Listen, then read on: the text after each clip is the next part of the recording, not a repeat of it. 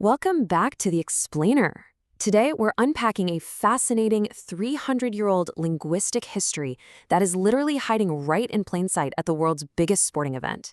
We're going to trace the incredible journey of the French language on the global stage and see exactly how a formal language of diplomacy permanently cemented itself into modern athletics. So picture this. You're watching the Olympic Games, eagerly waiting for an event or a medal ceremony, and you realize something. Every single announcement kicks off in French, mesdames et messieurs, right? It happens regardless of where in the world the games are being held. Whether we're in Tokyo, London, or Rio, the language of Molière always comes first. Have you ever wondered why that is? To figure this out, our agenda today is pretty straightforward.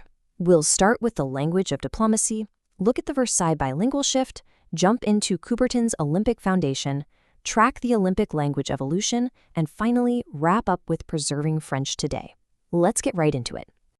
Starting off with Section 1, the language of diplomacy, and how it replaced Latin on the world stage. Okay, so back in the 18th century, a massive shift goes down. For centuries, Latin was the absolute gold standard for drafting international treaties. But then, in 1714, we get the Treaty of Rastatt, which ended the War of the Spanish Succession.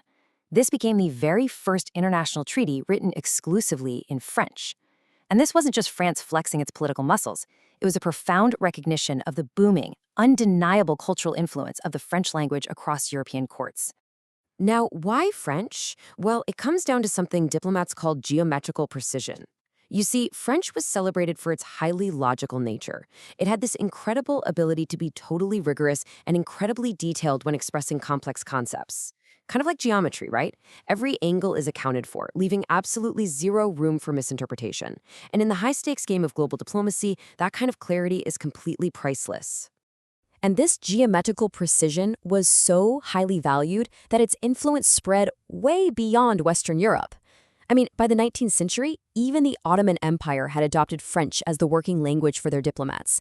They used it to write agreements and communicate across drastically different cultures. French had truly become the ultimate tool for organizing international relations.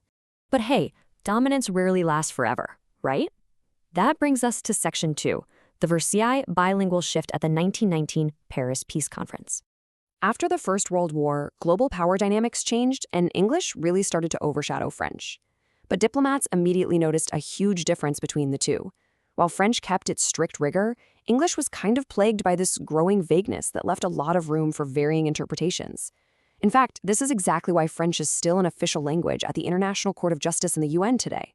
Modern diplomats absolutely rely on the nuanced terminology of French to resolve complex disputes where English might leave dangerous loopholes. A perfect example of this is UN Security Council Resolution 242 regarding Middle Eastern borders. The English text called for withdrawal from territories, which is a bit ambiguous, right?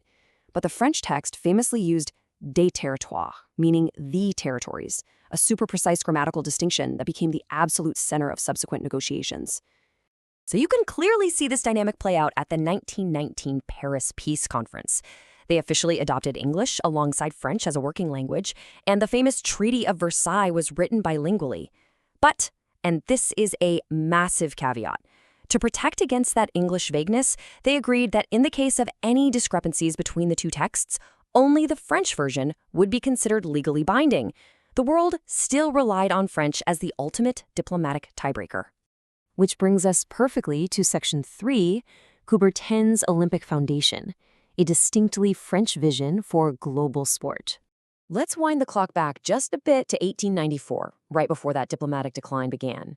Enter Baron Pierre de Coubertin, a French educator and historian who was obsessed with promoting international understanding through sport.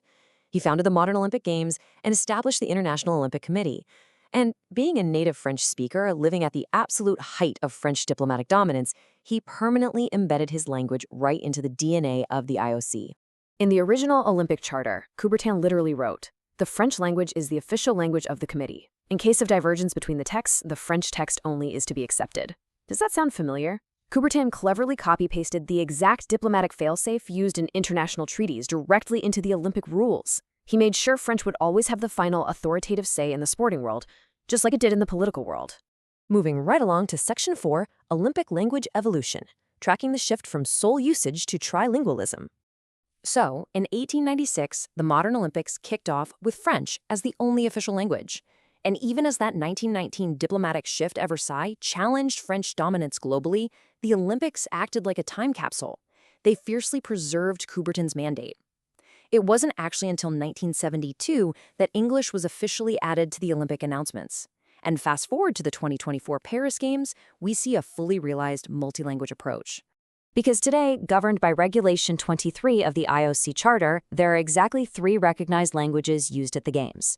When you're watching a medal ceremony or an opening parade, you're always going to hear the announcements in a very specific order. French first, English second, and the language of the host country third. And fun fact, it's actually the alphabet of the host country's language that determines the marching order of the nations in the opening ceremony. Pretty cool, right? Which leads us to our final stop, Section 5, Preserving French Today Through Modern Collaborations. Even with English taking over the globe, the Olympic Games are actively working behind the scenes to keep the legacy of French alive. To maintain that famous geometrical precision we talked about earlier, there's a formal collaboration in place. The International Francophone Organization actually partners directly with the IOC. They deploy a special French ambassador to both the Summer and Winter Games, and this ambassador's sole job is to make sure the highest standards of French translation and interpretation are perfectly maintained across all events. And this commitment? It's structural, and it's physical. The IOC's main headquarters is strategically tucked away in the French-speaking city of Lausanne, Switzerland. Plus, Article 17 of the Olympic Charter strictly protects this linguistic legacy. It's not just some quaint tradition. It's a living, breathing tribute to Pierre de Coubertin's foundational work and his incredible belief in the uniting power of global sport. So I'll leave you with this to chew on. When you tune in to the next Olympic Games, are you just watching a sporting event, or are you witnessing the echoes of a 300-year-old diplomatic empire? The next time you hear Mesdames et Messieurs echo through a packed stadium, remember the wild journey of this language, from the 1714 Treaty of Rastatt through the shifting tides of world wars straight onto the modern global sporting stage. It's history, perfectly preserved in every single announcement. Thanks so much for joining me for this explainer, and definitely keep your ears open during the next opening ceremony.